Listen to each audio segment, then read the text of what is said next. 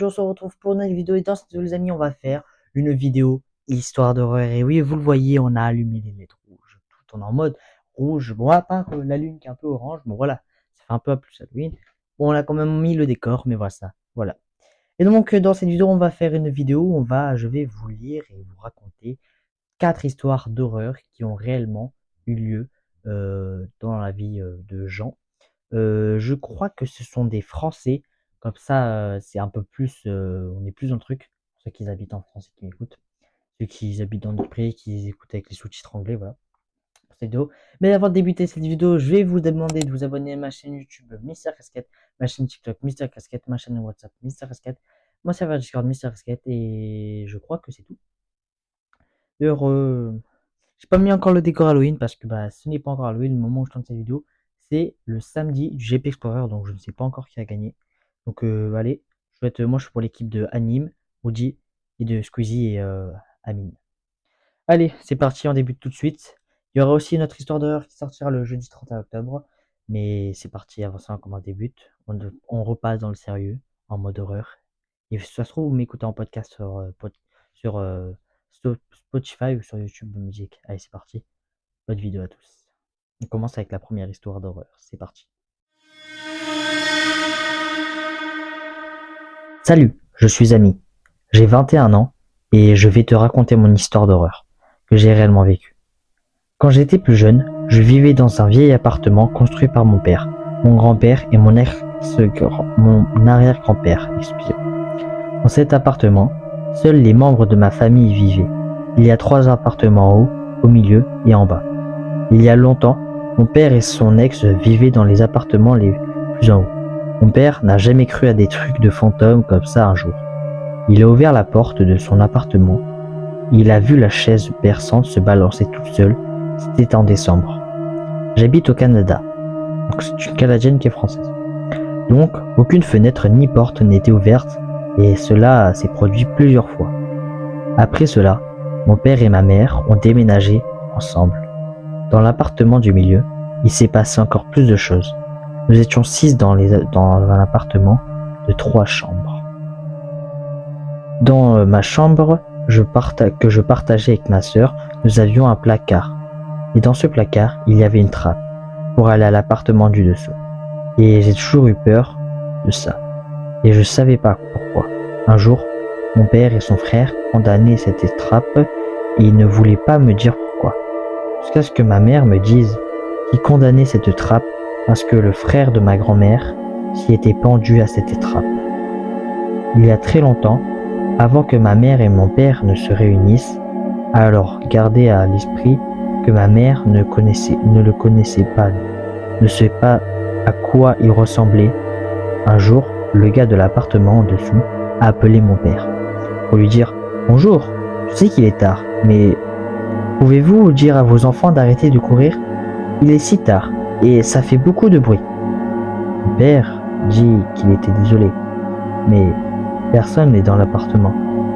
Nous sommes tous sortis. Mon père lui demande d'aller vérifier. Quand l'homme entre dans la maison, il n'y avait personne.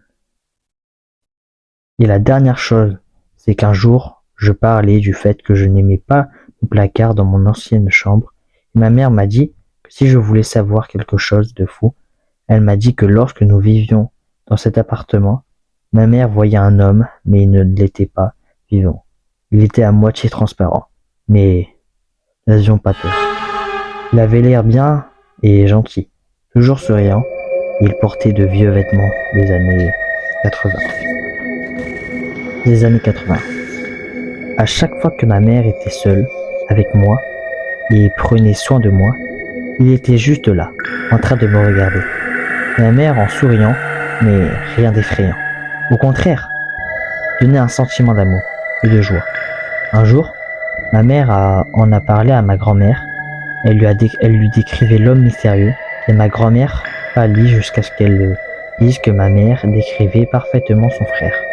Avant qu'il ne se pende dans l'appartement où nous vivions avant.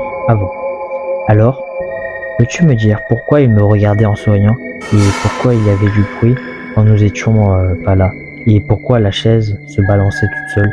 Aidez-moi à comprendre. Waouh! Bon, celle-là m'a pas trop donné de frissons parce que l'histoire de voir un fantôme, je suis pas très sûr. Soit à mon avis, il est pas traîné dans sa tête, mais bon, hein, comment tu t'appelles déjà? C'est Alice, non? Ami, pardon. Bon, chacun ses histoires. Bon, allez, c'est parti. Donc, les amis, on continue avec l'histoire numéro 2. Donc, je vous laisse écouter bien. Vous êtes plusieurs, écoutez cette vidéo en max, un max de son, dans le noir, dans une ambiance avec du rouge, peut-être pas. C'est parti. Histoire numéro 2.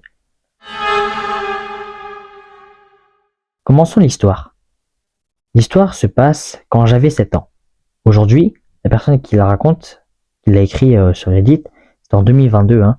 Elle a 15 ans, donc si on calcule, on est en 2025, on rajoute 3 ans à 15, ça fait 18 ans. Donc, le gars est majeur. Donc le gars, là, le moment où il a vécu cette histoire, il a 7 ans, mais aujourd'hui, il a 18 ans. J'habitais dans un village assez bon, avec une assez bonne ambiance. Tout le monde se connaissait quasiment. C'était un petit quartier pavillonnaire, proche de Paris. Donc il habite à Paris, hein, presque. J'avais un ami qu'on va appeler Lucas. Il avait mon âge aussi. Nos maisons étaient en face, l'une de l'autre, donc c'était assez cool. Étant enfant, on s'invitait souvent un jour, on s'ennuyait, donc on est allé devant chez nous avec un ballon de foot, faire un tennis ballon, je sais pas ce que c'est. Dans notre rue, il y avait plein de voitures qui collent les portails, donc voilà, on jouait en cassant les voitures, avec le ballon sans faire exprès. Mon œil, vous avez pas fait exprès. C'est un peu quand même. Il y avait une entrée de parc à 10 mètres de là, où on jouait. À un moment, une camionnette blanche est arrivée à toute vitesse. Il y a un homme d'une trentaine d'années est sorti de la portière passagère du camion en courant vers le parc, tandis que l'autre était resté. Oula. Moi et mon ami, on a bien été sensibilisés au kidnapping. Et ça arrivait beaucoup. À cette époque, on s'est caché derrière une voiture jusqu'à ce que le camion parte. Il est parti. On a levé la tête. On a vu une jeune fille de à peu près 7 ans sortir du parc en courant. Et on lui a proposé de venir se cacher avec nous derrière la voiture. Elle nous a dit qu'elle connaissait pas les hommes, mais qu'il lui criait dessus pour qu'elle vienne dans la camionnette. Dans un français approximatif à ce qu'elle nous a dit. Les hommes ont fait un tour de pâté de maison à côté du parc, mais on s'était caché en dessous d'une voiture. Là, on rentrait voir mes parents pour leur dire. Et ils ont appelé la police. Malheureusement, c'est pas possible de retrouver ces personnes. Mais bon, la fille maintenant, c'est ma copine depuis 1 an. C'est elle qui m'a rappelé cette histoire.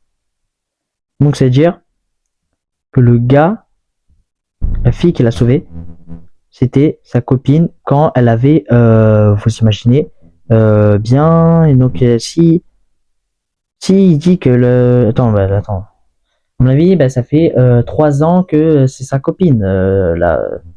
Bon voilà, c'est bien. Donc voilà les amis, c'est une histoire un peu sanglante, on parle de kidnapping, donc c'est très possible, c'est ça, il le dit, hein, que c'est possible, ça se faisait beaucoup avant.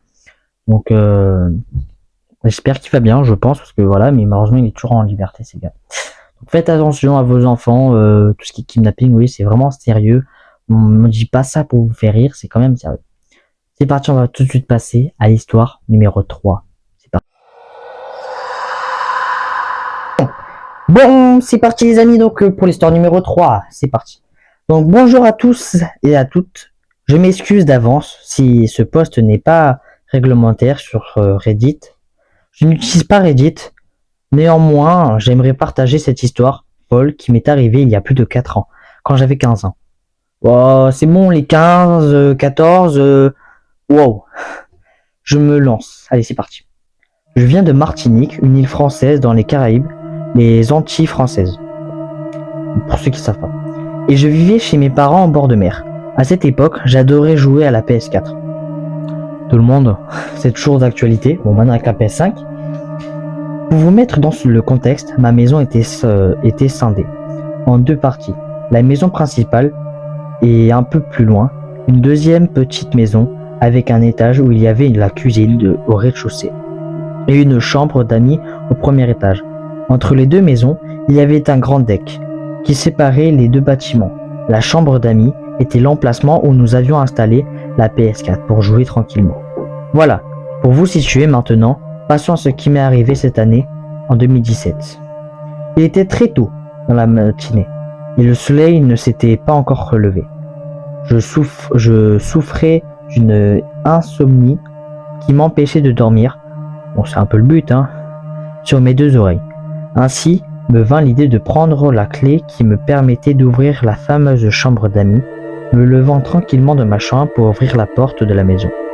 Le noir apaisant de la nuit me paraissait différent que d'habitude, comme si l'air était devenu écrasant et bien trop silencieux. Mais qu'importe, moi, tout ce que je voulais c'était lancer la play pour taper une partie tranquille sans me faire engueuler. Voilà les gars, je dis, bah, c'est noir, ça fait un peu peur, mais je m'en fous, je vais quand même là, parce que comme ça mes parents ne sauront pas que je joue à la basket. J'ouvrais la chambre d'amis, puis la cuisine, car j'avais un petit creux. Erreur de ma part, je laissais les deux portes non fermées à clé, pour que si quelqu'un d'autre se levait, il n'est qu'à attendre que je ramène les clés.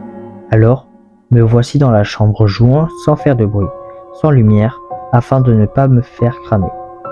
1 heure après, c'est là que je commence le cauchemar. La porte de la cuisine grince, et j'entends marcher sous le sol de la chambre. Quelqu'un est là. Dans mon esprit, il s'agit de mes parents, qui se seraient réveillés pour partir au travail. Alors que... Mais stop, que je ne bouge plus, ne respire plus. Car le plancher est fin, j'entends un tiroir qui s'ouvre et se referme. Le frigo aussi, mais je pense toujours qu'il s'agit de mes parents. Soudain, j'entends comme un bruit de verre, mais pas comme quelque chose qui se casse, mais qui se percute, et le son s'arrête. 30 secondes après, les bruits de mes deux pas semblent sortir de la cuisine, et venir s'arrêter vers l'étage. Et comme je l'ai dit juste avant, la porte n'est pas fermée à clé. Je tétanise à l'idée que mes parents me passent au savon et ne bougent plus, attendant l'inévitable. La porte s'ouvre doucement et de la porte à moitié ouverte apparaît la tête d'un homme très grand qui lance un regard stupéfait, comme s'il eût été terrorisé par la situation. La scène va durer au moins 10 secondes. 10 secondes où cet homme va tourner ses yeux dans tous les sens, comme si la folie s'était emparée de lui. Et là, j'explose dans ma tête. Je ne pense qu'au fait qu'un des tiroirs de la cuisine a été ouvert et je ne sais pas lequel. J'ai peur qu'il a pris un couteau et que je ne puisse plus m'échapper. L'espace va s'arrêter autour de moi et les veines de mon crâne me pressent la tête. Mais l'homme ne bouge pas, et moi non plus.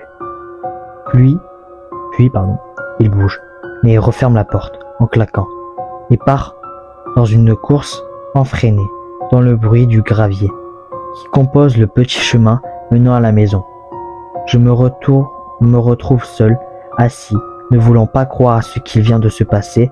5 minutes après, je trouve enfin le courage de sortir de ma chambre et descends dans la cuisine. L'homme avait sorti du lait et des céréales et avait ouvert le paquet. Mais what the fuck? C'est ce qu'il a écrit, Je me fis pas prier. Je courus voir mes parents, racontant ce qui venait de m'arriver, et l'histoire ne s'arrêta pas. Non. La fin est tellement d'un what the fuck. Écoutez, mes parents pressent de contacter la gendarmerie et 20 minutes après, les voilà arrivés. Au fait, vous vous souvenez du fait que j'ai précisé que j'habitais devant la mer? Les policiers, juste 30 secondes après leur arrivée, m'interpellent et me demandent si l'homme qui nage dans la mer devant chez nous est l'homme qui est venu. Je me retourne vers la mer et je le vois. C'est lui, nageant dans la mer. Joyeux comme un enfant qui découvert la plage, et je confirme que c'est lui. L'homme est interpellé, arrêté et placé sous un fourgon. C'est là que l'histoire s'arrête. On ne l'a jamais vraiment expliqué parfaitement à l'époque. On m'avait fait comprendre que l'homme était atteint de folie et qu'il n'était plus maître de lui-même. C'est ainsi que cette histoire s'arrête. Désolé pour la manière de raconter. Je suis loin d'être un écrivain. Bah en vrai, juste enlève les what the fuck parce que c'est bizarre, mais c'est quand même glaçant cette histoire. Le fait déjà, t'as un petit stress d'adrénaline. Ça me fait penser au gars là, dans la vidéo là, où il dit que c'est qui dit il arrive pas à dire il fait ça. Ça me fait trop rire, il arrive pas à dire le mot d'adrénaline.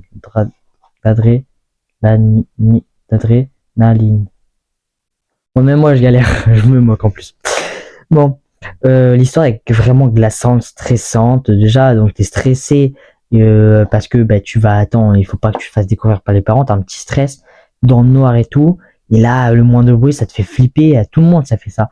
Et là, t'entends un bruit, donc même si tes parents, tu stresses un peu. Et le fait que ça soit un homme que tu connais pas, il vient, il est paumé. Toi, tu es en train de flipper. Et ça se trouve dans sa tête, il est en mode ouais, normal, je fais ça tous les soirs, hein, je suis là tout le temps. Hein. C'est ouf cette histoire. Voilà. C'est parti, on passe désormais à la 4e histoire. Bonjour, je m'appelle Alexandra, j'ai 13 ans et quand mon histoire s'est passée, je suis allé chez ma meilleure amie. Devant, c'était à l'époque où à 19h, il faisait nuit noire. Je devais rentrer pour 19h30. Donc quand il faisait nuit, faut savoir que ma copine habitait à l'autre bout de chez moi. Moi, du coup, je fais ma marche pour aller chez moi et je dois passer par la porte. Du coup, je passe devant et aussi il y a 4 choix de ruelles. Devant, derrière, gauche, droite. Mais moi, je devais aller en face. Je vais devant et je me retourne. Je vois une femme vêtue de blanc avec de longs cheveux noirs et des taches de sang séchées partout, horrible. Je regarde à la ruelle de gauche, il y a un putain d'homme qui court vers moi. Alors heureusement, j'habite franchement pas loin encore. Aujourd'hui, je ne sais pas, c'était putain de qui ou leur intention. Alexandra, j'ai l'impression que t'aimes bien du coup, et les putains. C'est fou, hein. Pourquoi tu nous dis des gros mots dans ton histoire? Tu peux pas faire une histoire, s'il te plaît, simple. Là, on est un peu moins dans le délire avec ces gros mots. Bon, quand même. Il y a des enfants qui écoutent, hein. Bon, l'histoire est rapide, hein. Vraiment, 2 secondes. T'attends 2 secondes. Rentrer chez toi. Derrière toi, tu vois une dame avec des taches de sang séchées, les yeux noirs comme la fille de la dame blanche. Et t'as un quoi? Il y a quoi? Attends. Il y a un homme qui court vers moi. Alors, heureusement, j'habite pas loin. J'ai ça. Je pense que t'aurais pu faire au moins ce qui t'a ressenti et tout. Mais, bah, aussi incroyable. Après, est-ce que c'était le jour d'Halloween? Est-ce que tu nous mens, Alexandra? Bon, ça sera jamais. Mais en tout cas, ça fait une belle histoire. Bon, malgré la dernière histoire, les amis, où j'ai un doute sur savoir si elle est réellement réelle ou pas. Bah, à part ça, ce sont tous des vraies histoires, le reste. Et normalement, la dernière aussi, mais bon, je suis pas très sûr.